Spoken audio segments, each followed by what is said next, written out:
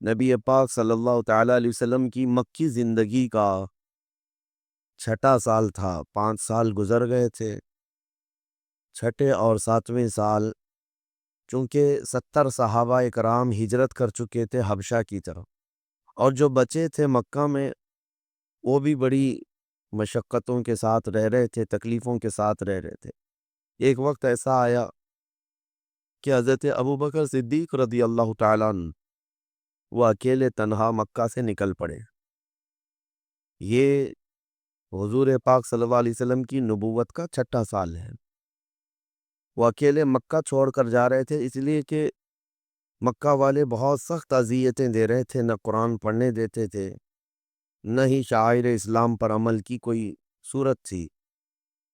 تو جب مکہ سے باہر نکل کر جا رہے تھے تو ایک بہت بڑا پہلوان، نامی گرامی، ابن دغنہ اس کا نام تھا، اس نے دیکھا، پوچھا ابو بکر کہاں جا رہے ہو؟ کہا کہ میں مکہ چھوڑ کر جا رہا ہوں اور کسی اور جگہ آباد ہو جاؤں گا۔ اس نے کہا تم جیسا آدمی اگر مکہ میں نہ رہے تو پھر کس کو رہنے کا حق ہے؟ تم سب سے شریف آدمی ہو مکہ کے، ہم سب آپ کا احترام کرتے ہیں۔ اس نے کہا کہ آپ واپس مکہ چلیں، میں آپ کو اپنی پناہ میں رکھتا ہوں، میں امان دیتا ہوں۔ اس وقت کا نظام یہ تھا کہ اگر کوئی آدمی کسی کی پناہ لیتا ہے یا کسی کو امان دیتا ہے تو اس کا مطلب یہ تھا کہ پھر دوسرا کوئی آدمی اس سے لڑنے آتا تو جو پناہ دیا ہوا آدمی ہے وہ پورے اپنے خاندان کے ساتھ اس کا مقابلہ کرتا۔ تو یہ مکہ کا رواج تھا۔ تو ابن دغنہ چونکہ بہت ہی مشہور آدمی تھا اور پہلوان بھی تھا، اس نے امان دیا اور کہا واپس چلو۔ حضرت ابوبکر صدیق واپس آئے تو مکہ والوں نے پوچھا کہ ان کو کیوں لے آئے؟ ان کے قرآن پڑھنے سے فتنہ ہو رہا ہے، ہمارے گھر والے، بچے اور سب لوگ جو ہے ان کی طرف مائل ہو جاتے ہیں۔ تو ابن دغنہ سے سارے مکہ والوں نے کہا اب تو نے ان کو پناہ دی ہے تو ٹھیک ہے، بس ان کو اتنی بات کہہ دے کہ اگر قرآن پڑھنا ہے تو آہستہ آواز میں اپنا پڑھ لیں۔ حضرت ابوبکر صدیق سے اس نے کہا کہ سب کچھ معاملات صحیح رہیں گے، آپ جب اپنا قرآن پڑھیں تو آہستہ سے پڑھ لیں۔ حضرت ابوبکر صدیق رضی اللہ تعالیٰ عنہ اپنے گھر کے باہر بالا خانے میں یا نیچے بیٹھتے اور جب تلاوت شروع کرتے تو تلاوت ہوتے ہوتے آواز بڑھ جاتی تھی، اور جیسے ہی آپ کی آواز بڑھتی آس پاس کے سب لوگ جمع ہو جاتے تھے وہ میٹھا کلام سننے کے لیے۔ اس میں جاذبیت ایسی تھی، کھچاؤ تھا قرآن کی آیت میں، جو سنتا تھا کھڑا ہو جاتا تھا۔ پھر بھیڑ لگنے لگ گئی حضرت ابوبکر صدیق کی تلاوت پر، مکہ والوں نے بڑا پریشان کیا۔ پھر حضرت ابوبکر صدیق کے متعلق ابن دغنہ سے آ کر شکایت کی کہ پھر یہ وہی کام کر رہے ہیں۔ ابن دغنہ نے دوبارہ کہا کہ ابو بکر اپنی آواز کو پست کر لو، لوگ فتنے میں مبتلا ہیں۔ تو حضرت ابوبکر صدیق نے بات سن لی۔ اس کے بعد پھر دوسرا دن آیا، آپ نے جب تلاوت شروع کی تو پھر ویسی بلند آواز ہونے لگی۔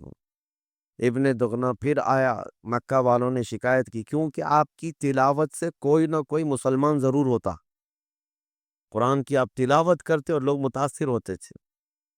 اس نے آ کر کہا کہ ابو بکر میں نے اتنی مرتبہ تم سے کہا ہے کہ یہ تمہارے قرآن کی تلاوت سے مکہ والوں میں بڑا عجیب معاملہ ہے۔ حضرت ابو بکر صدیق نے کہا ابن دغنہ تو اپنی پناہ اپنے پاس رکھ، تیری امان تیرے پاس رکھ، میں اللہ کی امان میں کافی ہوں۔ اس نے کہا کہ میں اپنی امان اٹھا لیتا ہوں۔ حضرت ابو بکر صدیق نے کہا مجھے اس کی کوئی پرواہ نہیں۔ وہ ایسے سخت ترین حالات میں قرآن پر ایسے عمل کرتے رہے، انہیں کسی کے پناہ کی اور کسی کے امان کی بھی حاجت نہیں تھی۔ یہ واقعات تھے چھٹے سال کی نبوت کے، اور ایک بہت بڑا معاملہ جو پیش آیا، بڑا جو معاملہ جس کو کہتے ہیں کہ ایک اچانک ایک ٹرننگ پوائنٹ مکہ والوں میں، اور جو وہاں پر مسلمان تھے، غریب صحابہ تھے، ان میں جو ایک الگ ٹرننگ پوائنٹ آیا ہے، یہ ہجرت حبشہ سے پہلے کی بات ہے۔ ہجرت حبشہ سے پہلے کی بات ہے۔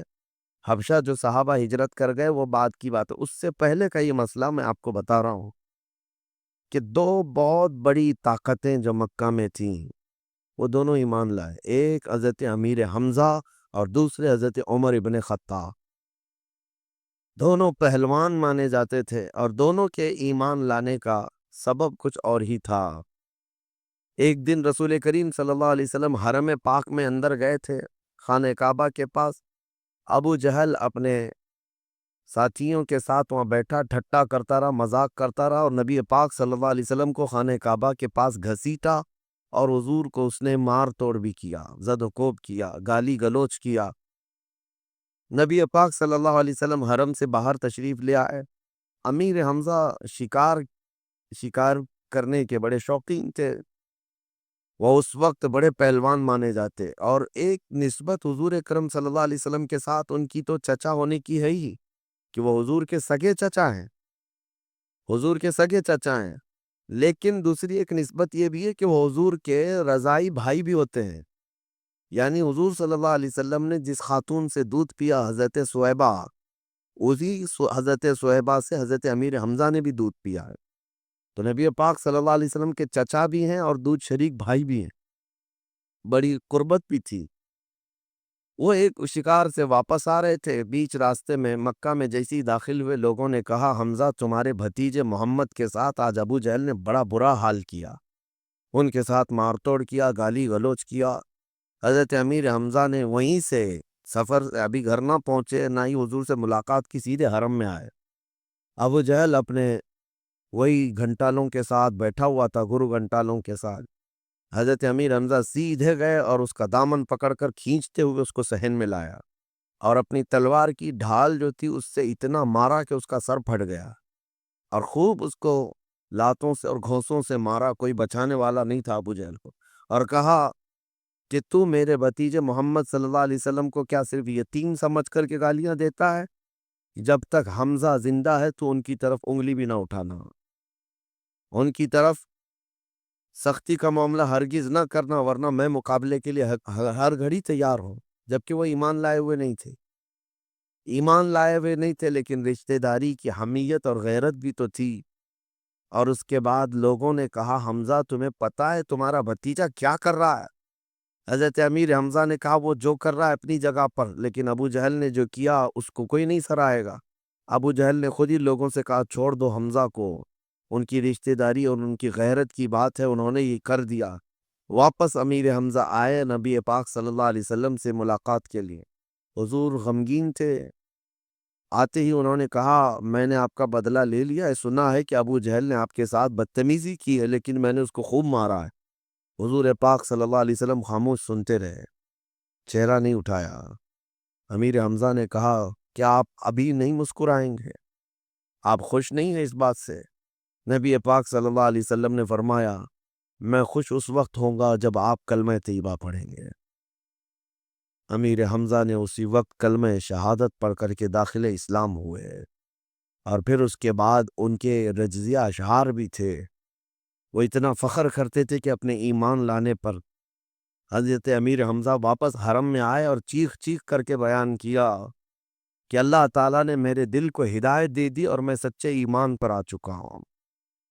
یہ امیر حمزہ رضی اللہ تعالیٰ عنہ کا ایمان تھا، اور نبی پاک صلی اللہ تعالیٰ علیہ وسلم کے ساتھ رہنے لگے، اور ایسے ساتھ جیسے ایک باڈی گارڈ ہوتا ہے حفاظت کے لیے۔ اور یہی وہ دور تھا جب ابو جہل نے اپنے بھانجے عمر ابن خطاب کو بہت زیادہ سکھایا۔ حضرت عمر فاروق جو ہے وہ ابو جہل کے بھانجے ہیں، ابو جہل ماموں لگتا تھا، ورغلایا، بہت بھڑکایا، اور پھر کہا کہ تمہاری پہلوانی اور جوانی کس کام کی، دیکھے نہیں ایک صحابی وہی دین سے نکلا ہوا آدمی مکہ میں ایسا آیا ہے جو ہمارے دین کو جھٹلاتا ہے، ہمارے آبا و اجداد کو سب غلط ٹھہراتا ہے، اور ایک نیا دین لے کر آیا۔ عمر فاروق کو غیرت آئی، جوش آیا، اور تلوار لے کر نکل پڑے کہ ٹھیک ہے میں اس صحابی کا کام تمام کرتا ہوں۔ بیچ راستے میں ایک صحابی حضرت نعیم اور نعیم دونوں کہا گیا ہے، ان سے ملاقات ہوئی، پوچھا کہاں جا رہے عمر؟ کہا میں اس صحابی محمد کا قتل کرنے جا رہا ہوں۔ انہوں نے دیکھا عمر بڑے غیظ و غضب میں ہے، جلال میں ہے اور غصے میں ہے، اور یہ جب غصے میں آتے ہیں تو مکہ والوں کو معلوم تھا کہ یہ بہت سخت ترین آدمی ہے، پہلوان ہے۔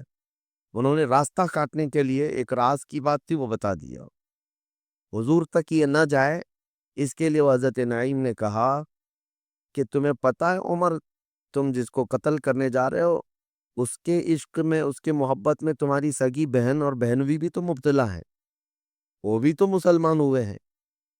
تو انہوں نے جیسی یہ کہا، حضرت عمر کی غیرت جاگ گئی، کہا میرے گھر میں ہو رہا ہے یہ سب، میری بہن نے کلمہ پڑھا ہے؟ کہاں؟ جا کے دیکھو۔ ان کی بہن حضرت فاطمہ بنت خطاب وہ پہلے سے ایمان لائی ہوئی تھی۔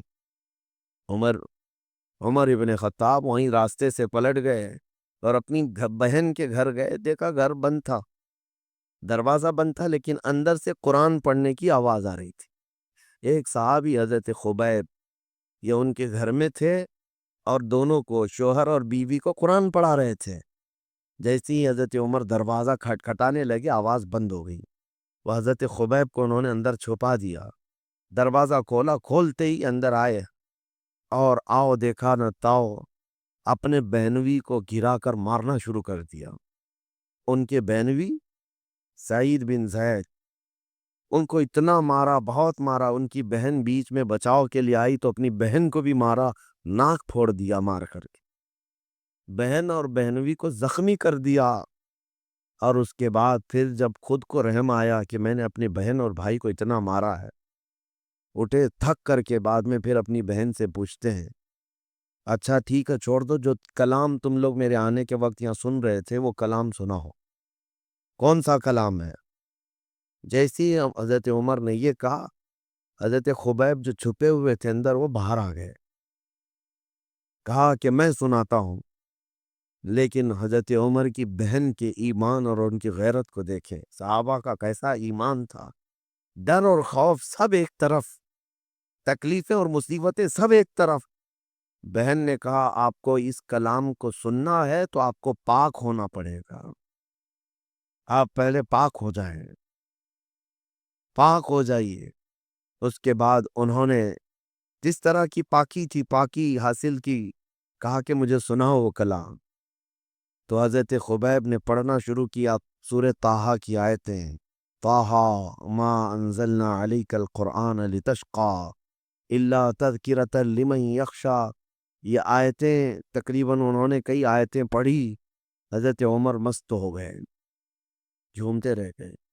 کلام پاک کی ان آیات بینات کا اثر دل پر ہونے لگا، اور اس کے بعد کہتے ہیں میں محمد سے ملنا چاہتا ہوں۔ تو حضرت سعید بن زید جو بہنوی تھے وہ حضرت خبیب ان کو لے کر کے چلے۔ نبی پاک صلی اللہ تعالیٰ علیہ وسلم اس وقت بھی حضرت زید بن ارقم کے گھر میں تھے، اور حضرت امیر حمزہ دروازے پر پہرا دے رہے تھے، وہ پہلے ایمان لائے ہوئے۔ تو حضرت عمر تلوار لٹکائے تیزی سے آنے لگے، تو امیر حمزہ نے بھی تلوار نکال لی۔ اندر سے آوازیں آنے لگ گئی کہ عمر آ رہا ہے، عمر آ رہا ہے، پتہ نہیں کیا ہونے والا ہے۔ تو حضرت امیر حمزہ نے چیخ کر کہا عمر آ رہا ہے، تو حمزہ بھی کھڑا ہے، اور یہ کہا کہ اگر اس کی نیت اچھی ہے تو میں استقبال کروں گا، اور اگر بری نیت لے کر کے آ رہا ہے تو میری تلوار سے وہ بچ کر نہیں جائے گا۔ امیر حمزہ دروازے پر تان کر کھڑے تھے۔ نبی پاک صلی اللہ علیہ وسلم اندر حجرے سے آواز لگاتے ہیں امیر حمزہ کو کہ آپ اپنی تلوار نیچی کر لیں، اس لیے کہ اللہ نے مجھے یہ حکم فرمایا کہ عمر آپ کے پاس آئے گا اور اسلام کے ساتھ آئے گا۔ نبی پاک صلی اللہ علیہ وسلم نے ایک دن پہلے دعا کی تھی، اللہم اعز الاسلام باحد من العمرین۔ ابو جہل کا نام بھی عمر ہے، ابو جہل کا نام بھی عمر ہے، عمر بن ہشام، اور حضرت فاروق اعظم کا نام بھی عمر بن خطاب۔ حضور نے یہ دعا کی تھی کہ اے اللہ دونوں عمروں میں سے کسی ایک عمر سے اسلام کو عزت عطا فرما دے، اور حضور کی دعا یہ حضرت فاروق اعظم کے حق میں قبول ہوئی۔ دونوں عمروں میں سے کسی ایک عمر کے حق میں اللہ تعالیٰ اسلام کو عزت بخشا بھی، اور یقیناً حضرت عمر کے اسلام لانے کے بعد جو معاملات ہوئے، ٹرننگ پوائنٹ جس کو کہتے ہیں، امیر حضرت عمر فاروق آئے بارگاہ مصطفیٰ میں، تلوار زمین پر رکھ دی اور گھٹنے ٹیک دی اور کہا آپ جس چیز کی دعوت دیتے ہیں میں کوئی سوال نہیں کرتا، مجھے بھی اس دعوت دیں اور وہ کلمہ پڑھائیں اور اپنے غلاموں میں شامل کریں۔